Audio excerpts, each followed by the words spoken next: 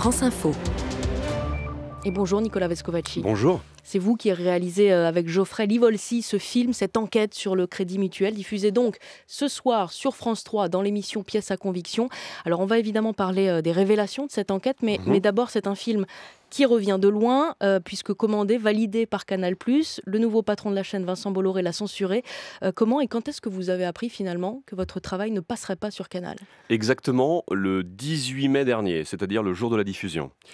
Ce film devait être diffusé le 18 mai, il a été validé le 12, fini le 15, diffusé le 18 et puis pas de diffusion. Donc au dernier moment, quelle justification on vous donne à ce moment-là ?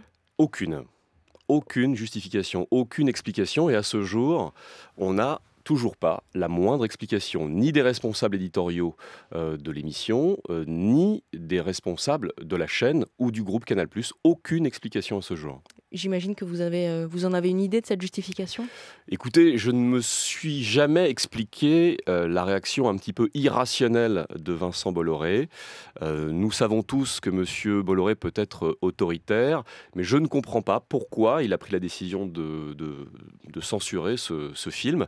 De mon point de vue, je ne comprends pas, je n'ai jamais eu d'explication. Donc comment fonder une réponse, je ne sais pas. Et c'est France Télé qui vous contacte ensuite pour le diffuser ? Comment ça s'est passé ? Alors non, c'est nous qui avons contacté Marie de la Chaume, la responsable de l'émission Pièce à conviction, très rapidement, lorsque nous avons compris que nous pourrions faire ce film ailleurs. Nous sommes allés voir France 3, nous avons rencontré Marie de la Chaume qui est venue dans nos bureaux, qui a visionné un film et qui a tout de suite parié sur ce film et qui nous a fait confiance. Alors ce film, on va en écouter un extrait justement.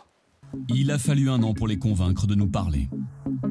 Ils sont 3 banquiers avec lesquels nous avons rendez-vous à Monaco. Leur spécialité, la gestion de fortune. Ils s'expriment pour la première fois et ce qu'ils vont nous révéler est explosif. Ces 3 banquiers dénoncent un système d'évasion fiscale. Vous voulez faire de l'évasion fiscale, ne passez plus la douane. Pourquoi nous on s'occupe de tout ? Ils affirment aussi avoir été témoins de blanchiment d'argent. Lorsqu'ils travaillaient Voilà, donc ici, cet extrait de cette enquête sur le Crédit Mutuel, puisque c'est bien de cette banque dont il s'agit. Et là, vous avez recueilli beaucoup de témoignages, dont ceux d'anciens banquiers, enfin de banquiers lanceurs d'alerte. Alors, ce qu'il faut savoir, c'est que sans ces 3 banquiers qui parlent pour la première fois dans le film, il n'y aurait pas d'histoire. Ce sont eux qui ont alerté en interne d'abord leur banque pour faire le ménage dans leur banque. À Monaco. À Monaco. Et ils n'ont jamais été entendus. Ils sont montés d'un cran. Ils sont allés voir la direction du groupe Crédit Mutuel à travers leur avocate qui a pris contact avec les plus hauts responsables de la banque. Aucune réponse. Enfin si, il y a eu une réponse. C'est que les 3 banquiers ont été virés. Virés officiellement pour des raisons économiques. Rien à voir avec...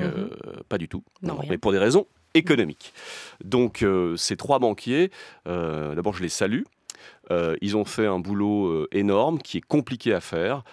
Ils se sont transformés en lanceurs d'alerte, comme on dit aujourd'hui, et sans eux, cette histoire n'existerait pas. Parce qu'eux se rendent compte qu'il y a énormément d'argent sale qui passe dans cette banque, et que le Crédit Mutuel, la banque Pache, plus précisément une filiale, prend des clients pas tout à fait net que les autres banques d'ailleurs dont les autres banques ne veulent pas. C'est ce qu'on raconte dans le film, c'est-à-dire une banque pas très regardante vis-à-vis de clients, parfois de petites frappes italiennes, parfois de grands responsables, notamment nous parlons de l'ancien responsable de la Fédération brésilienne de football jusqu'en 2012, monsieur Ricardo Teixeira, qui lui, sur son compte à la banque Pache, aurait eu 30 millions d'euros.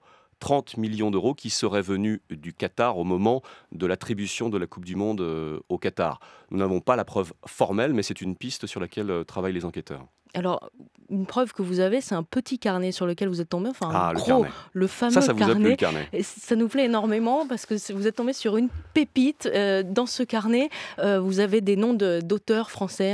Il y a Baudelaire, il y a Albert Camus, et en face, il y a des noms d'ouvrages. Et en fait, ça correspond à quoi ?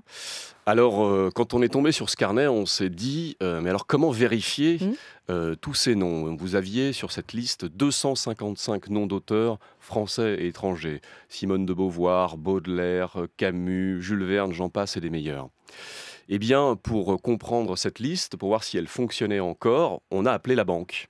Et donc, je me suis fait passer pour Albert Camus. Ça n'arrivera jamais plus, mais là, c'est arrivé. L'étranger, donc. L'étranger. Et donc, l'hypothèse sur laquelle nous sommes partis, c'est que Albert Camus est le nom du client et l'étranger fait référence au conte.